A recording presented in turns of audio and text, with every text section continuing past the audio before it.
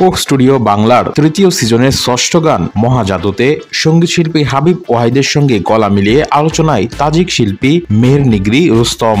এই গানের মধ্য দিয়ে বাংলাদেশের শ্রোতারা প্রথমবারের মতো পেল এই তাজিক শিল্পীকে। গত বৃহস্পতিবার সন্ধ্যায় কোক স্টুডিওর ইউটিউব চ্যানেলে গানটি মুক্তি পাওয়ার পর থেকেই শ্রোতাদের মন জয় করে নিয়েছে গানটি।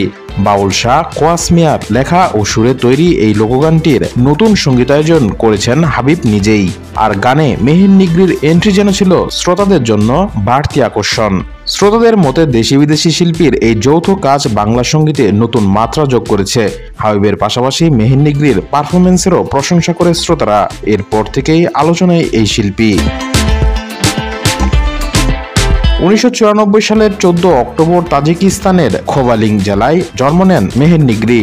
ছোটবেলা থেকেই সঙ্গীতময় পরিবেশে বেড়ে ওঠা এই শিল্পী মাত্র 5 বছর বয়সেই গান গাওয়া শুরু করেন এবং শৈশবেই অংশ নেন বিভিন্ন প্রতিযোগিতায়। তার ভাই সাফার মোহাম্মদ রুস্তমও একজন গায়ক।